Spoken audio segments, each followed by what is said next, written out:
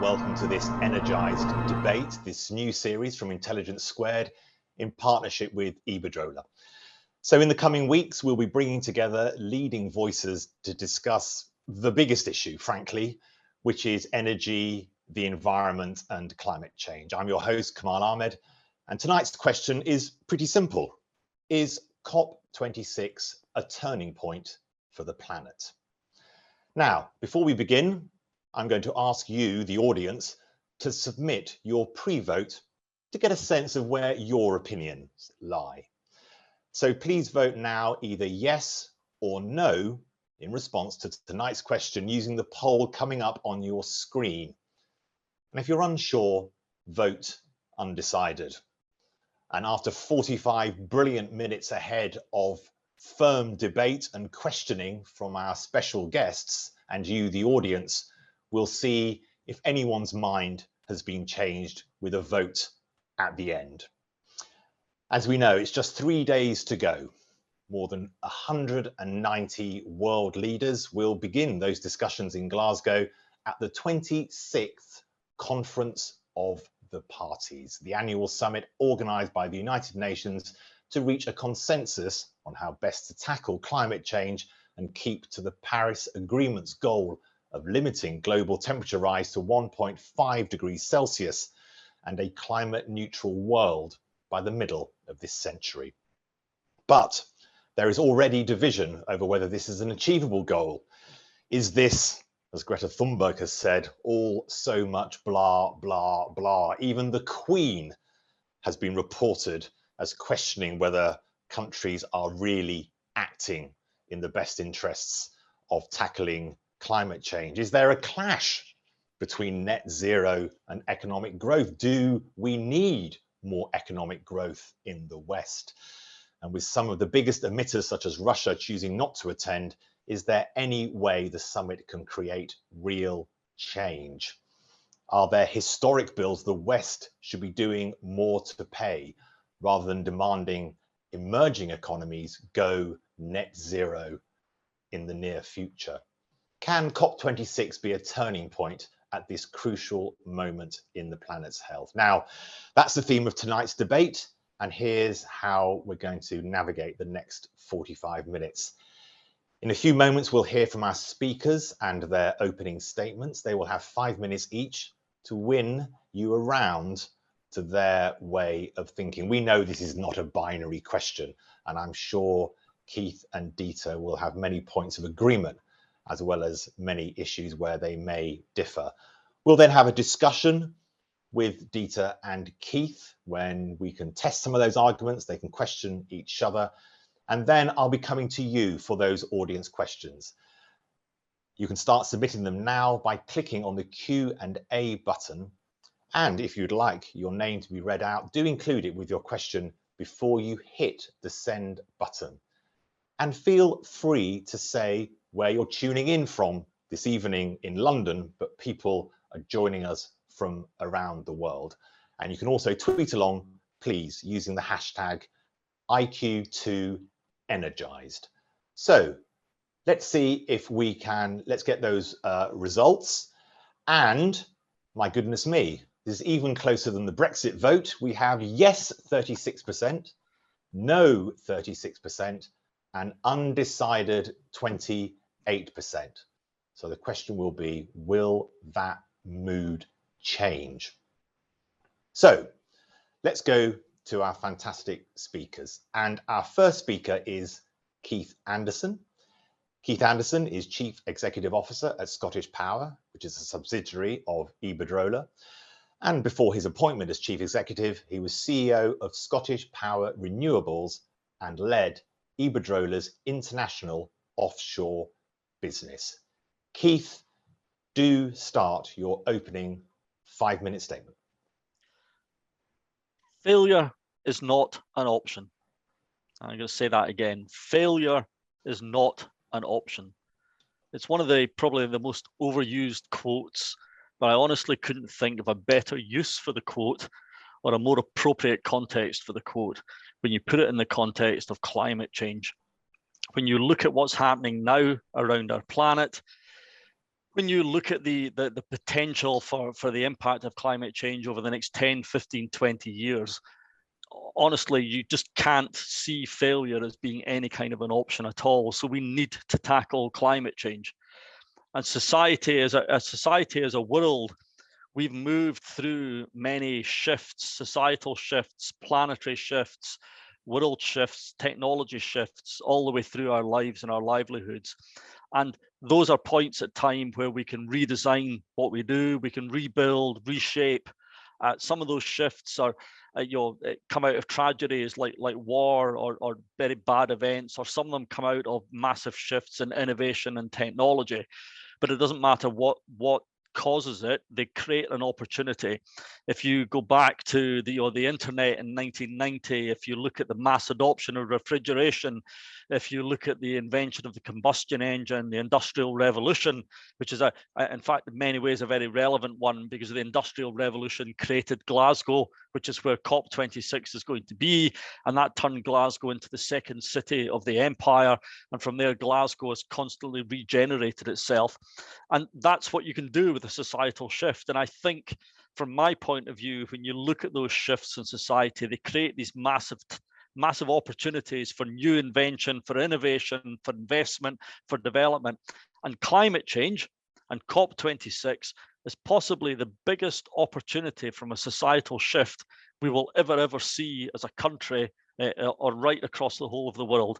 It is without a doubt an opportunity to bring all of us together. And if we tackle it properly, we all win out of dealing with the opportunity and dealing with the challenge. And I think that's the way I look at COP26. So where are we? We are headed towards Glasgow. We're headed towards COP26. And we see the urgency around it. We see the need to tackle and to bring everybody together. We've got all the world's business leaders coming there.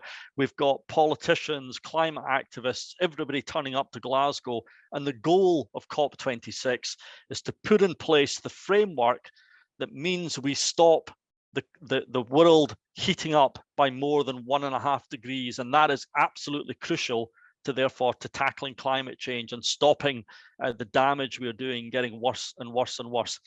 And if COP26 goes well, then we will make a massive change and a massive difference to the future of the planet. And it will trigger 10 years, 10, 15, 20 years of activity, of innovation, of investment, of grabbing that opportunity and changing the world and changing how we live in this world. And I think that opportunity is too big and too important to miss, and that's why I believe we'll grab the opportunity at COP26. The other brilliant thing in the run-up to COP26, I think, is this is not just about politicians and governments anymore. COPs in the past have delivered so much in tackling climate change. You go back to 1997 to the Kyoto COP, you go back to 2015 to the Paris COP, and they were huge big moments, huge big societal shifts. The bigger opportunity with COP26 is it's not just about governments and politicians. Now, we actually have the whole of society wanting to tackle climate change. The public have bought into this. We have the whole of the business world lining up and gearing up to tackle climate change, and they're all pushing for the change and the momentum as well. Therefore, it's a much bigger shove and a much bigger push as we all come to Glasgow. And I think that lines up COP26 for a huge success. Even if that success is built around the showcase of what we've done in the UK, the showcase of the innovation and the new technology, the showcase of the change that we've made, the opportunity we create, the jobs we're creating, the economic wealth we can create from tackling climate change, that in and of its own would be a huge success coming out of COP26. And I am absolutely determined that me as an individual, we as a company, as Scottish Power, are going to be at the forefront of that debate and pushing forward that debate, working with citizens, working with customers, working with other businesses, working with politicians. And what we will deliver is a massive push forward and a massive step forward on the back of COP26 coming to Glasgow. And in the future, people won't be talking just about Kyoto or about Paris. They will have Glasgow firmly bashed into their brains as being the point at which we made a massive step forward in tackling climate change. Thank you. Thank you very much, Keith, for that passionate opening 5 minutes. Now time for our second speaker tonight, Dieter Helm, Professor of Economic Policy at the University of Oxford and Fellow in Economics at New College, Oxford. Until November 2020, he was Independent Chair of the Natural Capital Committee, providing advice to the government on the sustainable use of a natural capital. Written, of course, several books, most recently Net Zero, in which he addresses the action we all need to take to tackle the climate emergency. And as Faye says, there's ability to buy that book. Dieter, the floor is yours for 5 minutes. Thank you, Kamal, and thank you very much for inviting me to this really important discussion. So this is a vote I'd like to lose. Okay, it would delight me if Glasgow was a turning point, but I'm very skeptical about that. I'm skeptical about the overall approach. I'm skeptical about what it is that people think they're going to achieve. And I'm skeptical about the ability to turn talking the talk and signing up to targets into walking the walk and doing stuff. So let me put some perspective on this. Climate change is global. It will happen in London, it will happen in Glasgow, it will happen in my local village. But the big story is that carbon emitted anywhere is what counts. And if you look at the last 30 years, what we've done is added 2 parts per million to the concentration of carbon in the atmosphere. That's the only number that matters every single year since 1990, including last year. So we have made not the slightest dent, not even the financial crisis, not even COVID has made a dent in adding 2 parts per million every single year as we've gone through from 1990. We've had Kyoto, we've had Copenhagen, we've had Durban, Paris, and now Glasgow, and none of them in the past have made an iota of a dent. So the idea that one more heave on the same approach is going to do the job, it might contribute. I'm not against COP26 at all. I just don't think it's going to be the great turning point, the point of world leadership where we all turn onto another page. You know, we will cross 1.5 degrees probably 1 year, in at least 1 year between now and 2025. 1.5 degrees is for the birds. The task is there any chance of holding it to 2, and if not, 3? So why have we failed? Why have we had 30 wasted years? Well, the answer is that what really matters, and it matters to you and me if we want to no longer cause climate change, is our carbon consumption, not where the carbon was produced. You can get the emissions down in the UK pretty damn quick if you want to. Just close the rest of the steel industry, finish off the petrochemical industry, close that fertilizer factory, and hope that Brexit finishes off the rest of the car industry. Emissions will fall. But of course, global warming will go up if you import the steel from China and you import the cars from elsewhere and you import the petrochemicals. What matters is your carbon footprint. And when you look at the UK as the so-called poster case for reducing emissions, it's 80% services. We're deindustrializing. So what really matters for climate change is what happens in China, India, and sub-Saharan Africa. And what's going on there? China's building more coal power stations now than we're closing in Europe and the US put together. It's increasing its coal burn. The world can't stand China increasing its emissions until 2030 and perhaps getting to some number which is neutral by 2050, 2060. That won't do. And India following the same path won't matter either. So I'm in favor of a bottom-up approach to this. I think we should pay the costs of the carbon emissions that we're responsible for in our consumption. I think there should be a border tax. We should incentivize the Chinese, the Indians, others, that they should pay the cost of carbon like we should too going forward. And I think that it's important that we recognize that we're responsible for a huge amount of the carbon in the atmosphere. And frankly, 100 billion per annum is pretty trivial. I mean, we spent 300 billion in 1 year on COVID, I think. So if we really want to crack this problem, we have to address the true carbon footprint.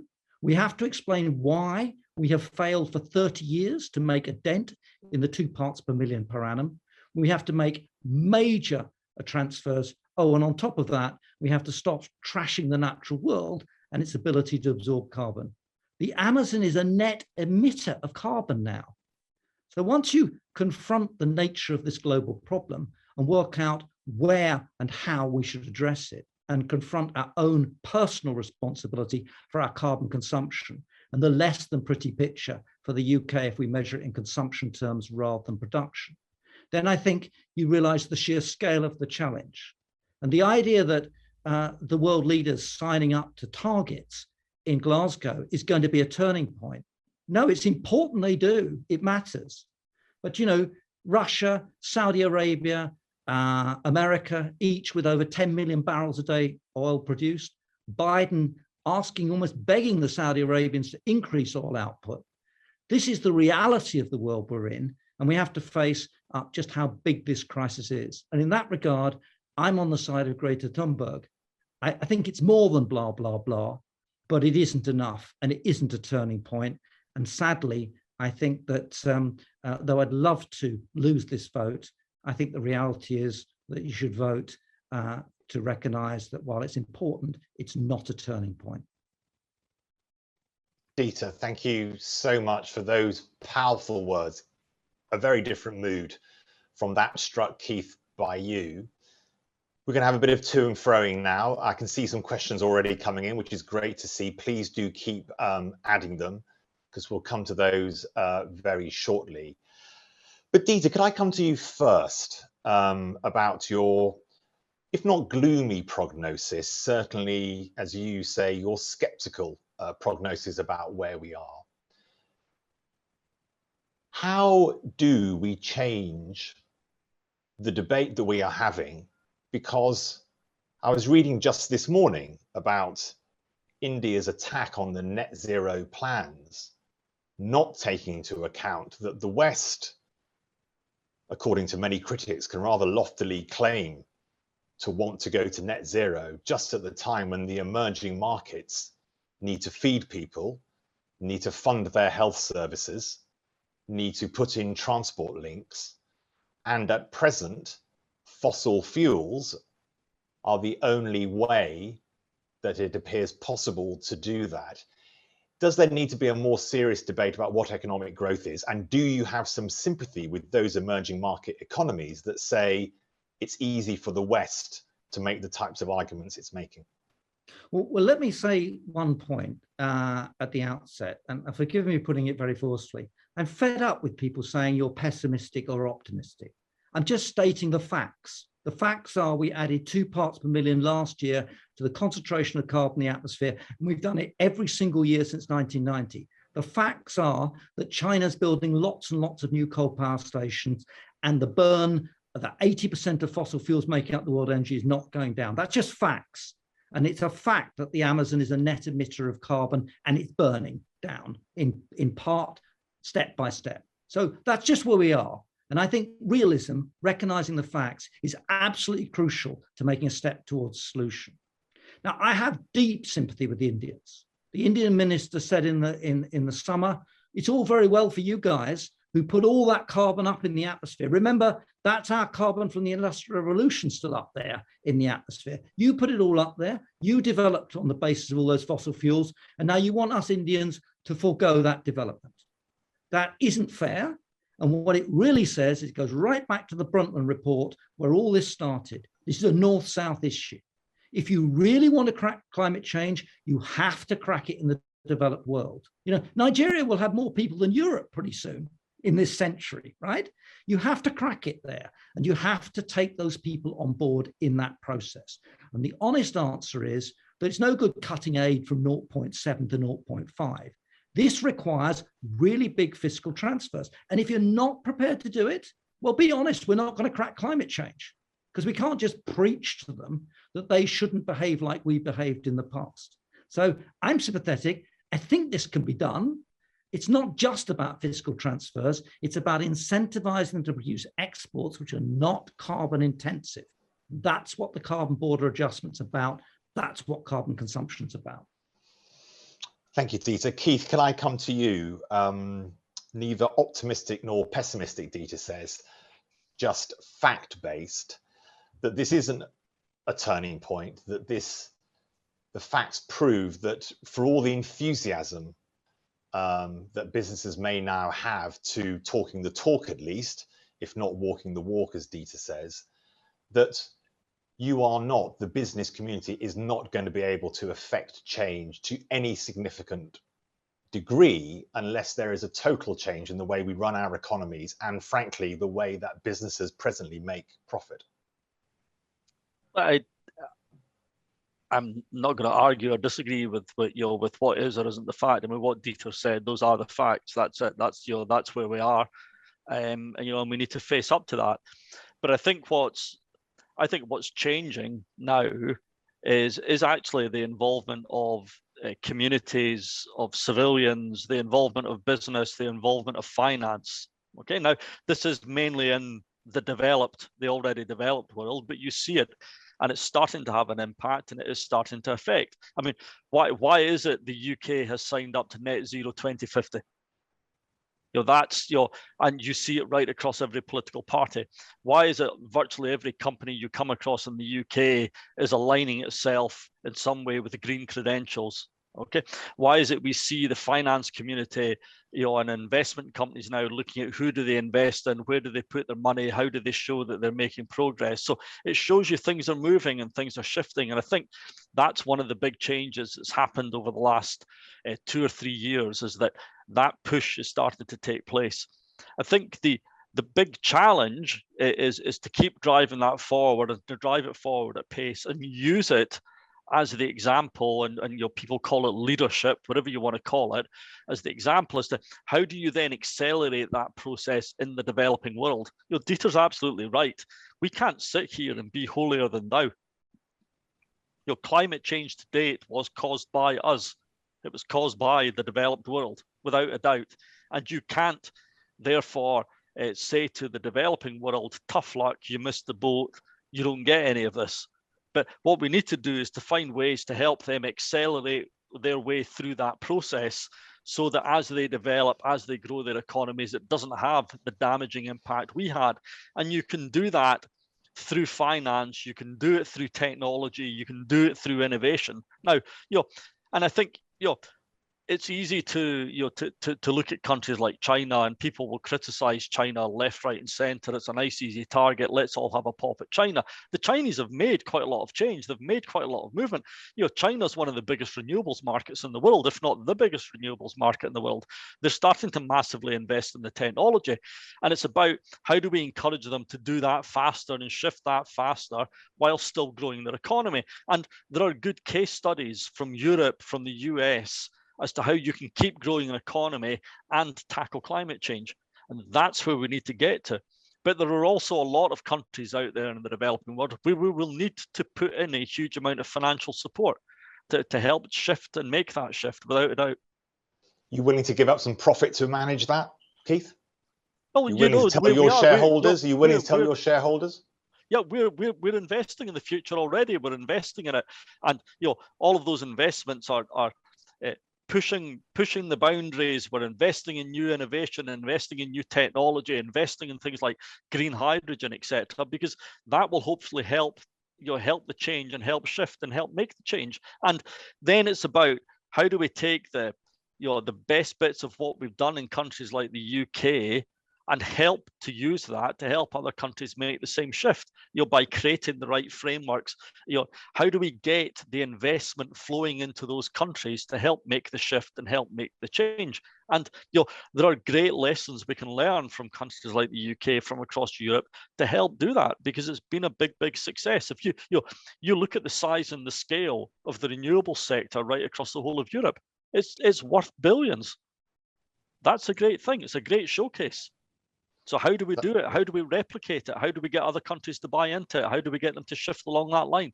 And that's the thing. And as I say, I think the best thing that's happened in the last couple of years is the buy-in of finance, the buy-in of companies, and the buy-in of people. When Paris 2015 was agreed, how many people were talking about climate change?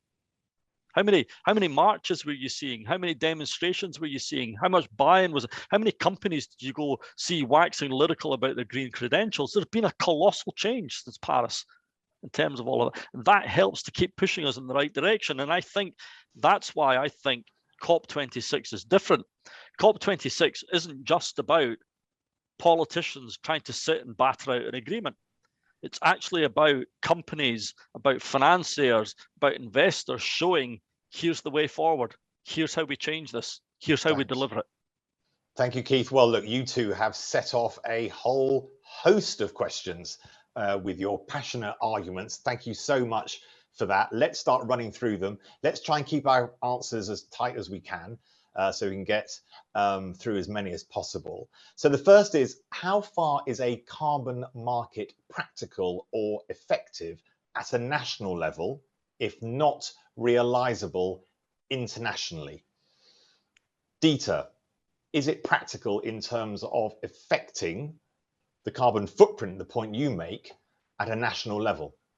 So I mean, the fact is we have carbon markets, they work, okay? And there are lots of implicit carbon markets too, where you fix permits or you have regulations which have an effect on price. Everything has an effect on cost, and costs have an effect on price.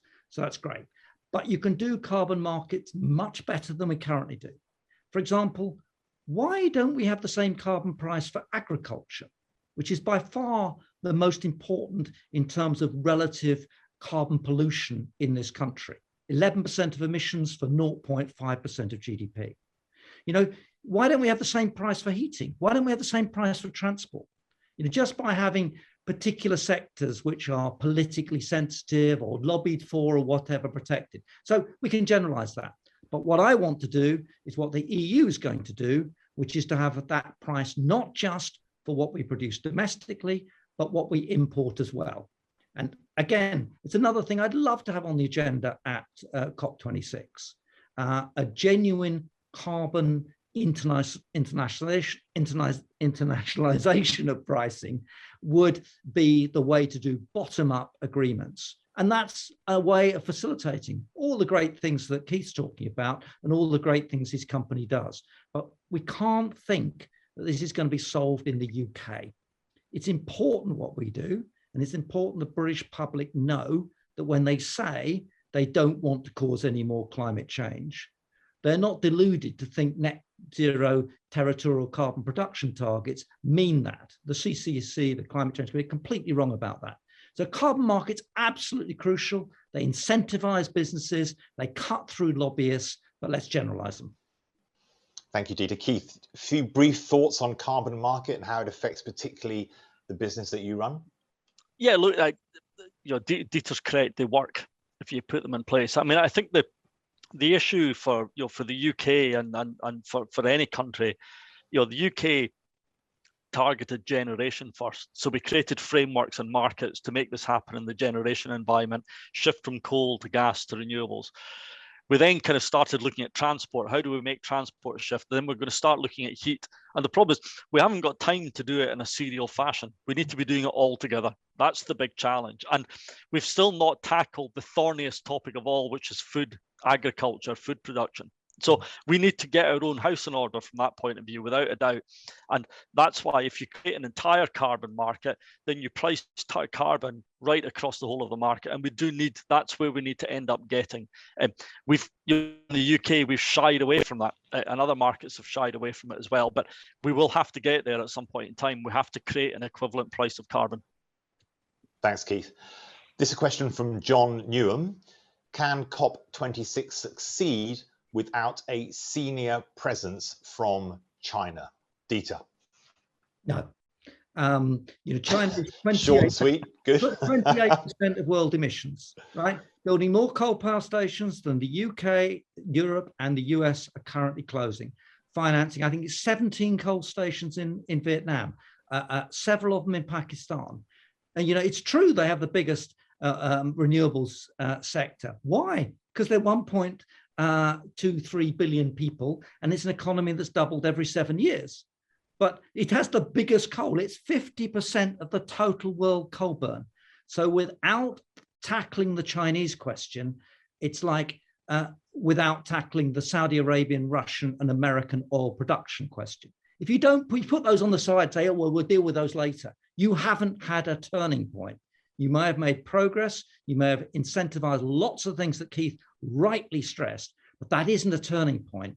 And God forbid people walk away from COP and the Prime Minister or someone says, problem solved, now we can move on, cracked it. That's really dangerous. Let's see what Boris Johnson says at the end of well, the events in Glasgow. I keep the statements made by politicians after each of the previous COPs. Chris Huhne came back from Durban, a triumph. We've turned the corner. In fact, every single COP has turned the corner for politicians as they walked away. I could almost write the speech from Mr. Johnson now, and he could just reproduce it. I was Dieter, yes. I was with the Prime Minister earlier on this evening in Downing Street and at an event, and he likened COP26 to the end scene of a James Bond movie where James Bond's sitting on a thermonuclear missile with the dial counting down, and we had to stop it when it got to 0026 as opposed to 0027. But yeah. Well, let's hope that he doesn't fall into Dieter's trap.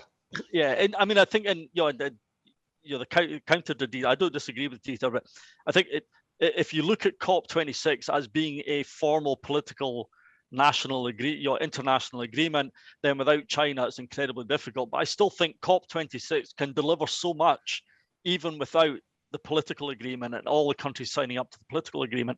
And in terms of China, yes, massive coal production, but as I say, a massive renewables business. And I think by the end of this year, I think sort of 39–40% of electricity production in China will come from renewable sources. So they are making a big shift. Now, it's not as fast as we want. It's not as much as we want, but we need to encourage them to go faster. Fabulous. Thanks, Keith. A point in the chat from Christopher. Sorry, Christopher, I can't see your whole surname. Very little point in rubbishing COP26. It's not great, but it's the only game in town. Let's support it. That's a very good point, but that's not a question just at the moment. But let's go to the next question. Dieter agrees with that. Thank you, Christopher, for that point in the chat. But I just wanted to ask this question, which is backing you, Keith, from your initial comments. Failure is not an option. I wholeheartedly agree. Yet hang on, when I get a new question, my old question bounces off my screen. Give me 1 second. Back with you. I wholeheartedly agree, yet by all relevant measures, we have been failing. The urgency of the pandemic has shown how government and the media can influence thinking and by implication behavior. Why is that influence slow to be used for positively influencing behavior on this most critical emergencies of our time? Keith, we simply haven't done enough to influence the public's opinions and behaviors on this issue. Yeah, but I think I honestly think that has massively changed over the last wee while. And I think you're going to see massive demonstrations through Glasgow, and and the UN encourages demonstration through Glasgow, which I think is one of the great things about COP, that there are actually formal demonstration days so the politicians see the viewpoint of the citizens of the country and the citizens of the world. And Greta Thunberg will lead the youth demonstration through the centre of Glasgow, whether there are 40 or 50,000 people who take part in it. And then the following day is the main demonstration day as well. And again, you'll see probably up to 100,000 people take part. So it shows you the public are absolutely engaged in this topic.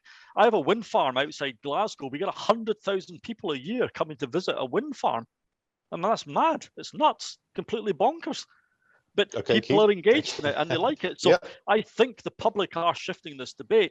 That's why companies are shifting the debate. They see their customers. They know what their customers want, and it shifts the debate. That's why you're seeing investment now being shifted.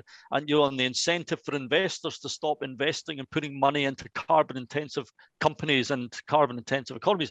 Why are you seeing BP invest in offshore wind? Why are we seeing Shell invest in offshore wind? Because they see the future. They need to get involved, and they know they need to change, and they know they need to shift. That is people power. That's being done because of consumers. And so I think the more people get involved, the more they push the debate, the louder they shout, the better this gets. Thank you, Keith. Question for you, Dieter, from Caroline Jessel. If the COP process is ineffective, what would you put in its place? I would keep the COP process going. I mean, most of what Keith says, I agree with. I'm not against COP. I'm simply saying it is not a turning point where people can walk away and say, this was the great success. Okay, so what should we be doing? Well, I think we start from you and me, and we being the polluters. It's our consumption that causes businesses to produce stuff for us. It's no good blaming Shell and BP for producing petrol and oil and then putting it in your car. It's for us. They make the stuff for the plastics. So I start with carbon consumption. And in my book, I say that everyone should sit down and write their carbon diary and show what it is they're consuming. And then I think we should apply, particularly, back to the earlier question, carbon pricing, implicitly and explicitly, to that carbon, whether it's produced domestically or not. That means that we will no longer be causing climate change, and it means we can build a bottom-up coalition of the willing, and it means we give direct incentives to China and other countries to reduce their carbon emissions, because their exports to us and to the United States, when they arrive at the border, they have to pay the carbon tax unless they have the equivalent carbon policies at home. And so you create a direct economic incentive for people to gradually join the coalition of the willing. And as a side, stop signing trade deals with countries that are going to clear bits of the Amazon to raise beef to export to Britain, while we close down our beef industry because it produces methane here, but we don't care about methane in the middle of the Amazon cleared lands. So think about it as a coalition of the willing, build up gradually, rather than trying to get the whole world to sign up to what they're not going to sign up to at Glasgow. Meaningful targets top down. And remember, they're not legally binding, right? The only thing that's legally binding is you have to come up with a target. You don't have to do it.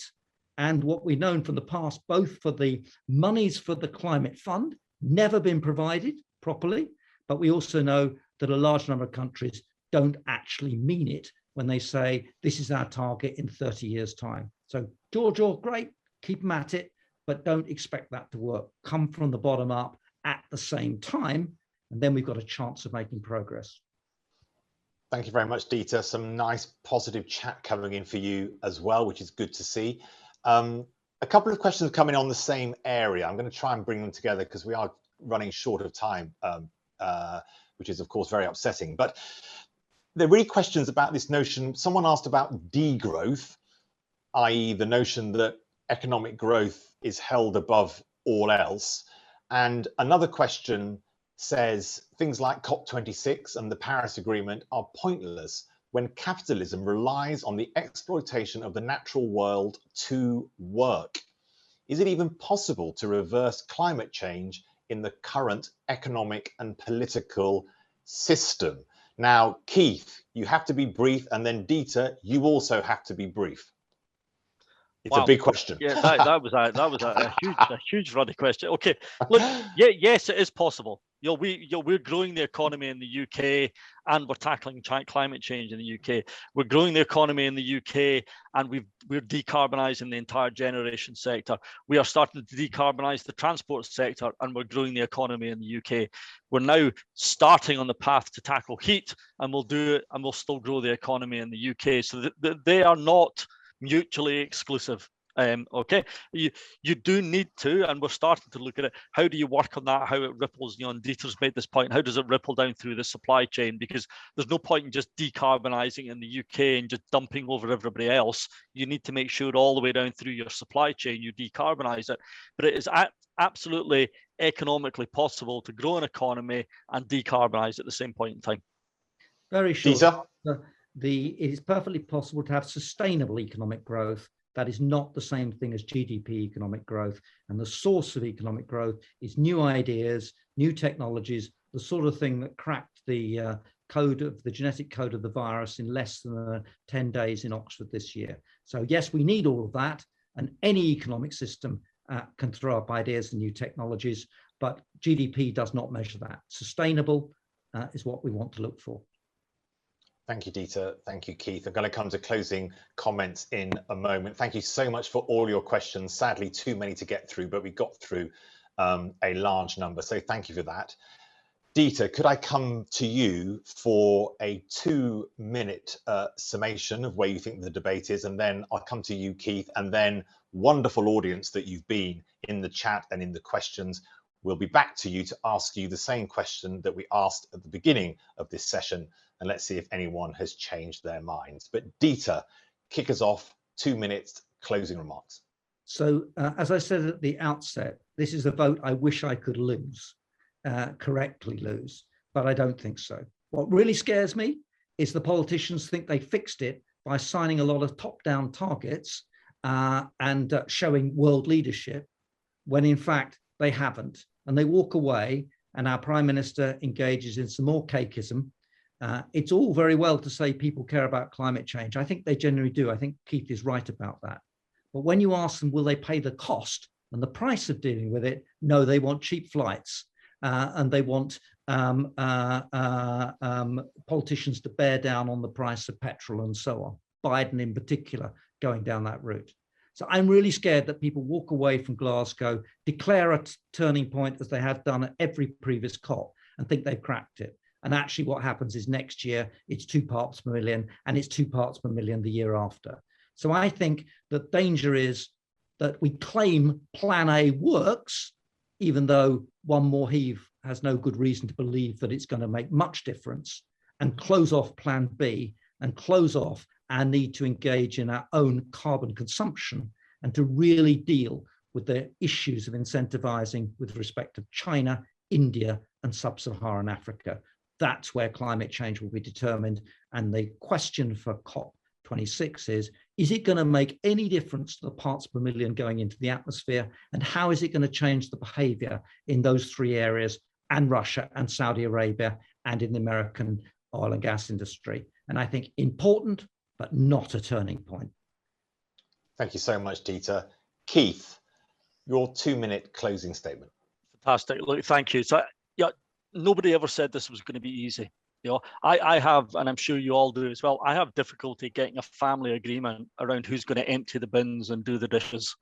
You know, so trying to get 200 countries to agree and sign up to a commitment is a phenomenally difficult thing. But just like doing the dishes and putting the bins out at home, someone will take a lead and someone will show the way, and it will get done. And that's the way we need to view tackling climate change and COP26. The difference about COP26, as I said, is I think the shift in people's behavior, the shift in people's engagement with the topic, driving companies and investors to get involved. And this is no longer just about governments. It's no longer just about a government agreement. And whether the governments do or don't agree is not the only measure of success at COP. I started with a quote, and I'm going to finish very, very quickly with a quote. And this one's from David Attenborough. Never before have we had such an awareness of what we're doing to our planet, and never before have we had the power to do something about it. The future of humanity depends upon us. Keith, thank you so much. Powerful voices. I've certainly been energized by this debate. Now it's back to you, the audience, to decide on that question we asked at the very beginning. Do vote now. Yes, COP26 is a turning point for the planet, or no, COP26 is not a turning point for the planet, via the poll appearing on your screen. And if you're still not sure, do vote undecided. Now it's going to take a little while, a few seconds to get those answers in. Just to remind you again, this is the first in the Intelligence Squared Energized series in partnership with Iberdrola. I've loved it. I hope you've enjoyed it as much as I have. And if you have, or even if you haven't, do still join us at our next event, Tuesday, November the 16th, to discuss whether electric vehicles are the future of green transport. And we'll be holding further debates on wind farms and the economics of sustainable energy. So there's a huge amount to discuss and to look forward to in this Intelligence Squared debate. So we're going to thank you for lots of thank yous there. I'm going to hopefully be able to pick up the answers to our final question, which I hope are going to come over from my chat any second now. I think they're going to come up. Is that right? Anyone from Intelligence Square going to be able to help me with the answers? Lots of lovely chat coming in saying how much people have enjoyed the event. There's another new message coming in. It was 36 in our initial discussion. 36 yes, 36 no. The final numbers are in. Yes has now fallen back to 23 and no has bounced up to 64 with only 13% undecided. So Dieter and Keith, you have focused minds with your wonderful, passionate debate. Thank you so much to both of you, Dieter and Keith, for such a interesting and informed debate. It's great to hear from actual experts in the facts. Thank you to the audience for joining us for this debate, and thank you to Intelligence Squared and Iberdrola for hosting the first of this series. With that, it's good night from London, and have a good evening or rest of the day wherever you are. Goodbye.